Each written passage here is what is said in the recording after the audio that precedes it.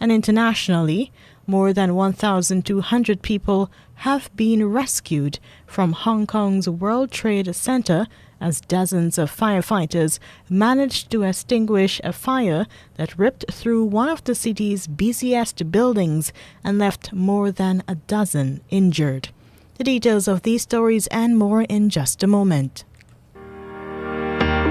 Advertise with us on News Talk Radio Guyana 103.1 FM for best coverage on programs on motivation, beauty and health, parenting and relationships, knowing your rights, and a variety of enlightening content, and get value for your money. Call our helpful staff today on 223-1056 or 223-1041 today. Now for the news in detail. The new Chief Election Officer of the Guyana Elections Commission, Vishnu Prasad, is promising not to take any political sides and to obey the country's election laws. He was speaking with reporters shortly after taking the oath of office before Chief Justice Roxanne George Wiltshire yesterday. The public at large would have known me for carrying out my duties in adhering to the laws, the policies of the Commission, and basically carrying out my duties in a professional manner. In that regard, I guarantee that I will continue in that same trade. Nobody has to have any worry that about my neutrality or that I may deviate from the path of what is lawful and proper. The Chief Election Officer's appointment is not being supported by the three pro-opposition election commissioners, arguing that he was not qualified and sufficiently experienced at the managerial level for the post. But Mr. Prasad, who had previously served as Deputy Chief Election Officer, had been locked out of his office after his contract had expired. His application to return to that post had failed because he had not received the support of the same three APNU plus AFC aligned commissioners and the then GCOM chairman, retired Justice James Patterson. But Mr. Prasad says he has put the past behind him and he is ready to work as the top administrator of the Guyana Elections Commission. I put that behind my back. I did not allow it to beat me down in any way. I had to look forward. And coming back now, the question was me coming back now. I have not taken this appointment bringing any of those stuff with me. I carry no grudge. I hold no malice. And like I said earlier, I welcome the opportunity to now come back and carry out duties at GCOM in the best interest of all concerned.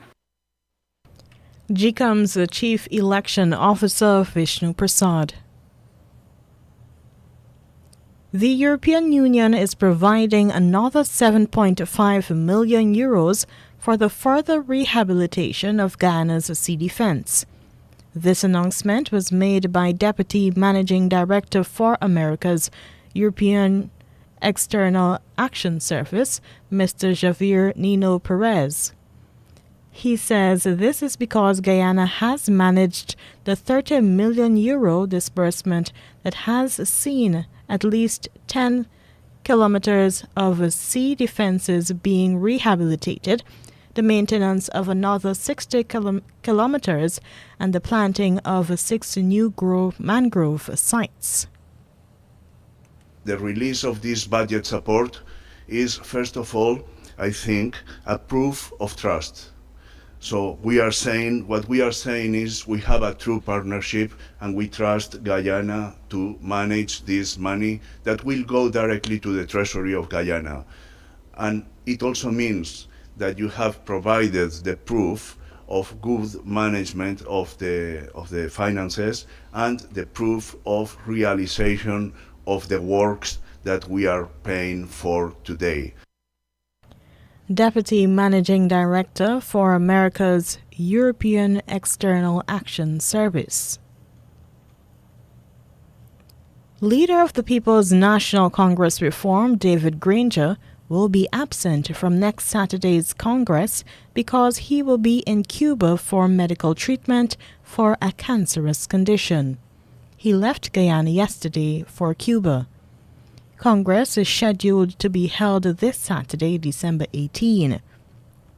Congress organizers say that he has already recorded his address to be played at the Congress to be held virtually. Mr. Granger has not been nominated to return as a leader or any other position on the 15-member Central Executive Committee. The PNCR says he will be attending to matters of his health in Cuba.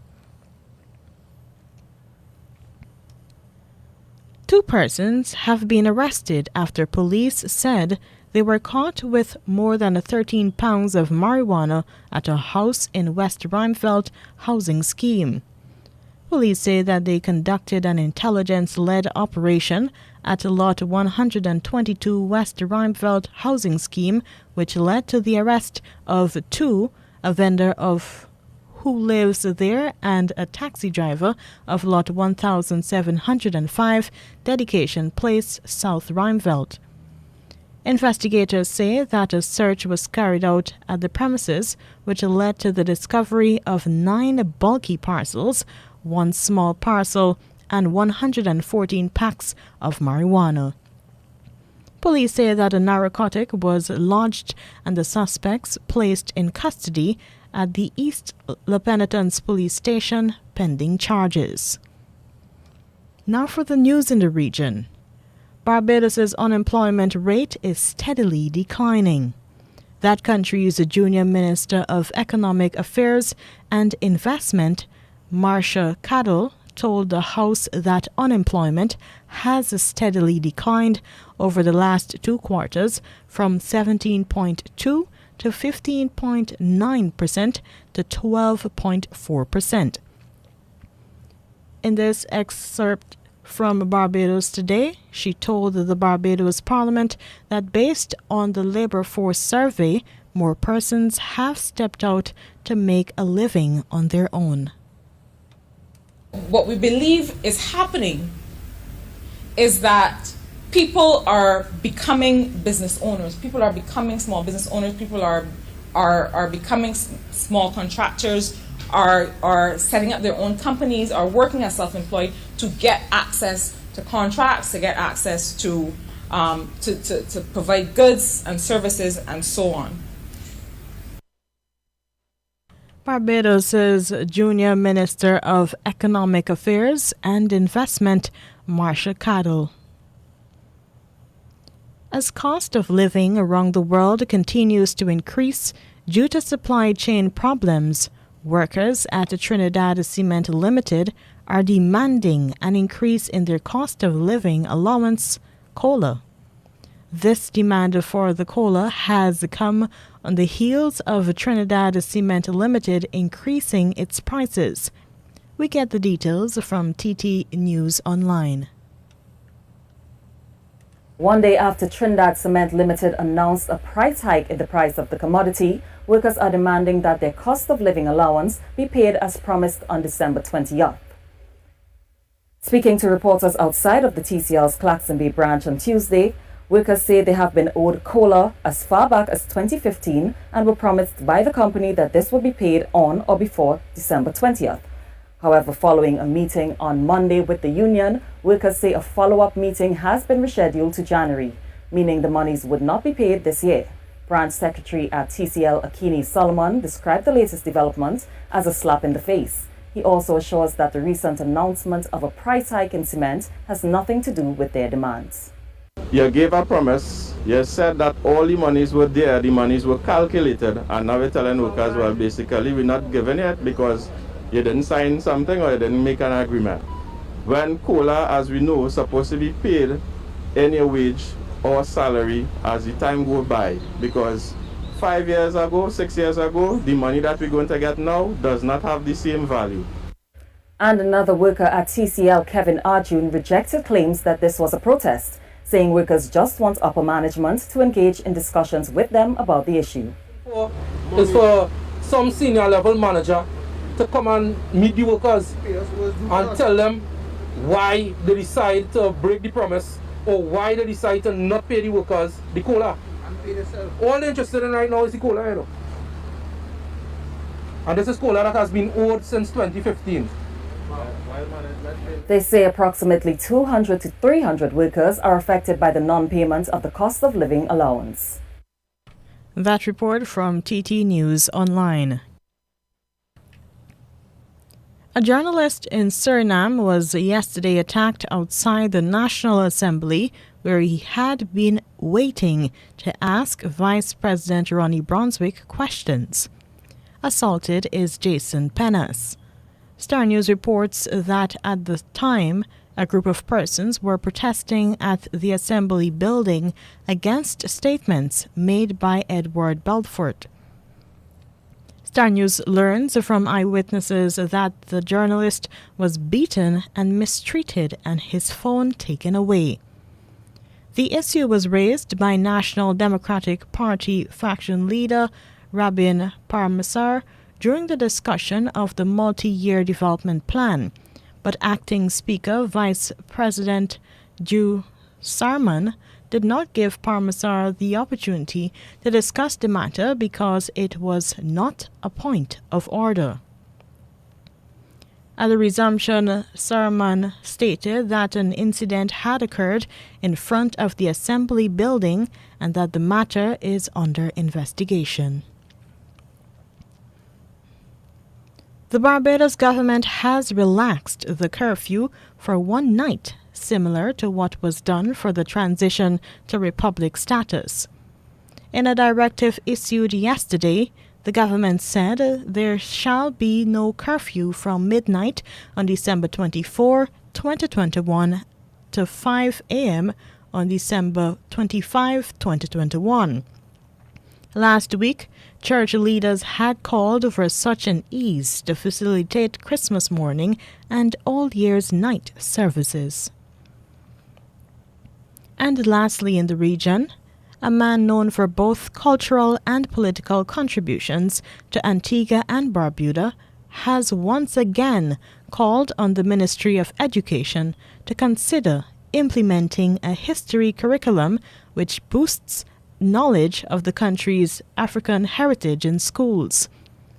United Progressive Party UPP politician Alistair Thomas told Observer in the wake of Rastafarian leader King Frankai's passing last week that the society should not wait until national icons have died to celebrate their lives' work. Thomas said that this practice creates an environment where Black Caribbean people not to be properly respected and recognized. Additionally, Thomas blamed the backbiting nature of politics in the region on why freedom fighters have been largely demonized in the public eye while they are alive. The UPP candidate suggested that the history curriculum be reviewed to uphold African history and literature while moving away from Eurocentric ideologies. Veteran Antiguan media personality and ambassador Franklin Francis, also known as King Frankai, died on December 6. Tributes have since flooded in from those testifying to his momentous legacy. Observer has reached out to the King Frankai's family, who have said they are not yet ready to speak. And that was your regional news. Here now is your international news coming from the BBC. Hello, I'm Debbie Russ with the BBC News. In his first speech to Germany's parliament as Chancellor, Olaf Scholz has said his country faces the biggest economic and industrial transformation in at least a century to tackle climate change. Mr. Scholz's coalition, which includes the Greens, has promised to accelerate the phase-out of coal, ideally by 2030, and radically increase renewable energy. Hinter uns liegen 250 Jahre, in denen unser Wohlstand auf dem Verbrennen von Kohle. Behind us we have 250 years when our prosperity was built on the burning of coal, oil and gas. Now, ahead of us, we have about 23 years to move away from fossil fuels, and we will, because we have committed to a climate-neutral Germany by 2045. So ahead of us is the greatest transformation of our industry and economy for at least 100 years. South Africa's High Court has ordered the former president, Jacob Zuma, to return to prison after revoking his medical parole. Zuma was released from jail on health grounds in September, but the judges ruled that since he was neither terminally ill nor physically incapacitated, parole had not been justified. A Johannesburg-based lawyer, Ulrich Roux, said Zuma's jail time could be more than 1 year. The Constitutional Court held him to be in contempt of a Constitutional Court order and sentenced him to 15 months imprisonment. That sentence of imprisonment still stands. The decision to release him on medical parole has been set aside. He's only served approximately 2 months of that period of imprisonment. So effectively, he still has 13 months to serve. A court in Germany has sentenced a Russian man to life imprisonment for the murder of a former Chechen rebel commander in Berlin 2 years ago. Vadim Krasikov gunned down Zelimkhan Khangoshvili, a Georgian national, in broad daylight in a park. Judges said he was acting on the orders of the Russian authorities. Prosecutors said the attacker belonged to a special unit of the Russian Secret Service. Civil rights groups in Myanmar say a Burmese photographer arrested by the military junta at a silent protest in Yangon last week has died in custody. Monitoring groups say more than 1,000 civilians have been killed by security forces since the coup. Celia Hatton reports. Before February's coup in Myanmar, So Naing worked as a freelance graphic designer. After the military seized power, he became a citizen journalist. The young father was arrested in Yangon last Friday when photographing the silent strike, during which people across the country stayed at home to denounce the regime. So's friends and a relative told local media they believe he died during interrogation. If So Naing's death is confirmed, it would mark the first death of a Burmese journalist while in detention since the coup. Celia Hatton reporting. You're listening to the World News from the BBC. The US Secretary of State, Antony Blinken, has cut short his trip to Southeast Asia after a member of his delegation tested positive for COVID-19. The State Department said the decision had been taken to mitigate risks. Mr. Blinken expressed his regret to the Foreign Minister of Thailand, his next stop. The positive case was confirmed on Wednesday while Mr. Blinken was in Malaysia. He'd been in Indonesia the previous 2 days. The US State Department says it's alarmed by reports that Russian mercenaries from the Wagner Group could be deployed to Mali to help fight a jihadist insurgency. The Moscow-backed militia is under US and EU sanctions for destabilizing activities and rights abuses in Ukraine, Libya, Syria and the Central African Republic. A State Department spokesman said countries that experience Wagner Group deployments soon find themselves poorer, weaker and less secure. The daughter of Russia's most prominent opposition figure, Alexei Navalny, has accepted the European Union's top human rights award, the Sakharov Prize, on his behalf. Navalny himself is in jail in Russia, so Daria Navalnaya attended the ceremony in the European Parliament in Strasbourg. This is a tremendous honor, recognition of his merits, and a high praise of the work that has been done and is continuing to be done by him and his co-workers. And most importantly, it's a signal to those tens of millions of citizens in my country who are continuing to fight for the better fate of Russia. The European Club Association of leading football teams is reported to have written to the world governing body FIFA, threatening not to release players for next year's Africa's Cup of Nations unless effective coronavirus protocols are drawn up to prevent infections. Many of the top African stars play their club football in Europe, and the competition would be greatly diminished if they were not allowed to travel to Cameroon, the host nation. BBC News. And that was your international news. Here now is a recap of your highlights. Mr. Vishnu Prasad was Tuesday morning sworn in as Guyana's new Chief Elections Officer. The European Union is providing another €7.5 million for the further rehabilitation of Guyana's sea defense. In the region, Trinidad Cement Limited workers are demanding an increase in payment of a cost of living allowance. And internationally, more than 1,200 people have been rescued from Hong Kong's World Trade Center as dozens of firefighters managed to extinguish a fire that ripped through one of the city's busiest buildings and left more than a dozen injured. And that was your major newscast. I am Jessica Daw.